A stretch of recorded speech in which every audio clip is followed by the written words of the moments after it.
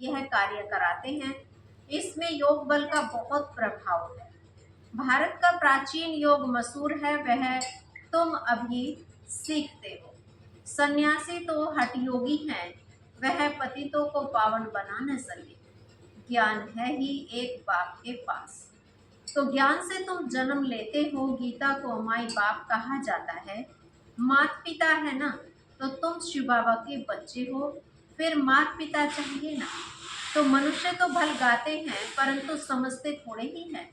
बाप समझाते हैं, इसका अर्थ कितना गुह्य है। गॉड फादर कहा जाता है, फिर माता पिता क्यों कहा जाता? तो बाबा ने समझाया है, भल सरस्वती है, परंतु वास्तव में सच्ची सच्ची मदर ब्रह्मपुत्रा है। सागर और ब्रह्मपुत्रा है। तो पहले पहले संगम इनका होता है। बाबा इनमें प्रवेश करते हैं। यह कितनी महीन बातें। बहुतों की बुद्धि में यह बातें रहती नहीं। चिंतन करे, बिल्कुल कम बुद्धि है, कम दर्जा पाने वाले हैं। उन्हों के लिए बाप फिर कहते हैं, अपने को आत्मा समझो। तो सहज है ना। हम आत्माओं का बाप है परमात्मा, वह तुम आत्माओं को कहते हैं मामे कम याद करो तो विकर्म विनाश हो। यह है मुख्य बात। डल बुद्धि वाले ही बातें समझ न सके, इसलिए गीता में भी मन मना भाव सभी लिखते हैं।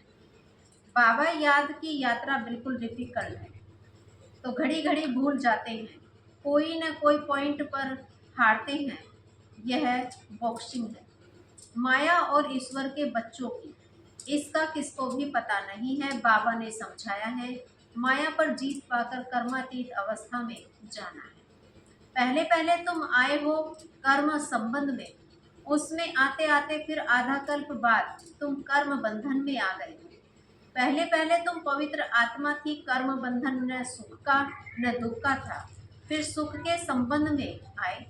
यह भी अभी तुम समझते हो। हम संबंध में थे तो अभी दुख में है, फिर जरूर सुख में होंगे। नई दुनिया जब थी तो मालिक थे, पवित्र थे, अभी पुरानी दुनिया में पतित हो पड़े हैं। फिर हम सो देवता बनते हैं, तो यह याद करना पड़े ना। तो बाप कहते हैं, मुझे याद करो तो तुम्हारे पाप मिट जाएंगे, तुम मेरे घर में आ जाएंगे, वाया शांति धाम सुख धाम में आ जाएंगे। तो पहले पहले जाना है घर। बाप कहते हैं, मुझे याद करो तो तुम पवित्र बनेंगे। मैं पतित पावन तुमको पवित्र बना रहा हूँ घर आने लिए। ऐसे ऐसे अपने से बातें करनी होती है न, बरोबर अभी चक्र पूरा होता है। तो हमने इतने जन्म लिए हैं, अब बाप आया है पति से पावन बनाने। योग बल से ही पावन बनेंगे। यह योग बल बहुत नामी ग्रामी है, जो बाप ही सिखला सकते हैं। इसमें शरीर से कुछ भी करने की दरकार नहीं। तो सारा दिन इन बातों का मंथन चलना चाहिए। एकांत में कहाँ भी बैठो अथवा जाओ, बुद्धि में यही चलता रहे। एकांत तो बहुत है, ऊपर छत पर तो डरने की बात नहीं। आगे तुम सवेरे में मुरली सुनने के बाद चलते थे पहाड़ों पर, जो सुना उसका चिंतन करने के लिए।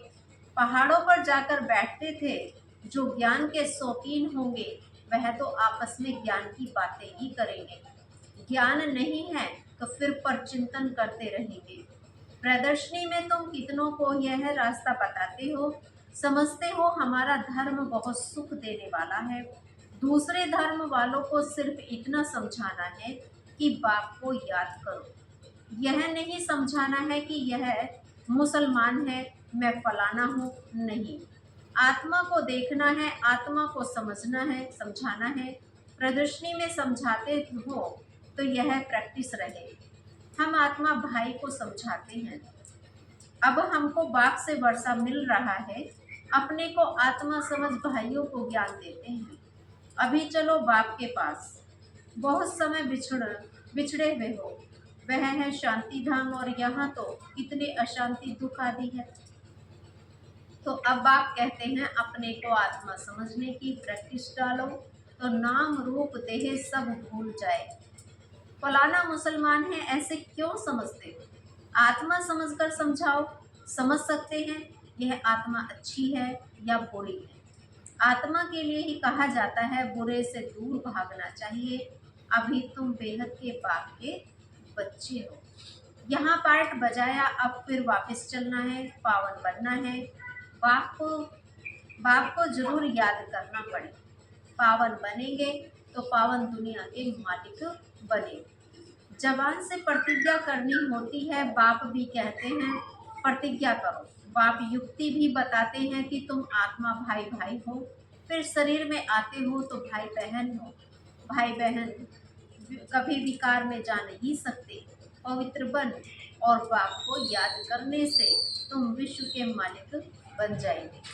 समझाया जाता है माया से हारे हारे फिर उठकर खड़े हो जाओ। जितना खड़े होंगे उतनी प्राप्ति होगी ना, अर्थात घाटा और जमा होता है ना। तो आधा कल्प जमा फिर रावण राज्य में ना हो जाता है। हिसाब है ना। जीत जमा हार ना, तो अपनी पूरी जांच करनी चाहिए। बाप को याद करने से तुम बच्चों को खुशी होगी। तो वह तो सिर्फ गायन करते हैं, कुछ समझ नहीं। वे समझी से सब कुछ करते हैं, तुम तो पूजा आदि करते नहीं हो। बाकी गायन तो करेंगे ना। उस एक बाप का गायन है अव्यभिचारी। बाप आकर तुम बच्चों को आपे ही पढ़ाते हैं, तो तुम्हें कुछ प्रश्न पूछने की दरकार नहीं है। चक्र स्मृति में रहना चाहिए, समझना चाहिए कैसे हम माया पर जीत पाते हैं और फिर हार खाते हैं। बाप समझाते हैं हार खाने से 100 गुना दंड पड़ जाएगा। बाप कहते हैं सदगुरु की निंदा नहीं कराओ, नहीं तो खोर नहीं पाएंगे। यह सत्यनारायण की कथा है, इसको कोई नहीं जानते हैं। गीता अलग, सत्यनारायण की कथा अलग करती है। नर से नारायण बनने के लिए यह गीता है। तो बाप कहते हैं हम तुमको नर से नारायण बनने की कथा सुनाता हूँ। इसको गीता भी कहते, अमरनाथ की कथा भी कहते हैं। तीसरा नेत्र बाप ही देते हैं, यह भी जानते हो। हम देवता बनते हैं तो गुण भी जरूर होने चाहिए। इस सृष्टि में कोई भी चीज सदा कायम है नहीं, सदा कायम तो एक शिव बाबा ही है। बाकी तो सबको नीचे आना ही है, परंतु वह भी संगम पर आते हैं, सभी को वापस ले जाते हैं। पुरानी दुनिया की आत्माओं को नई दुनिया में ले जाने के लिए कोई तो चाहिए ना। तो ड्रामा के अंदर यह सब राज है। बाप आकर पवित्र बनाते हैं। कोई भी देहधारी को भगवान नहीं कहा जा सकता। इस समय बाप समझाते हैं आत्मा के पंख टूटे हुए हैं,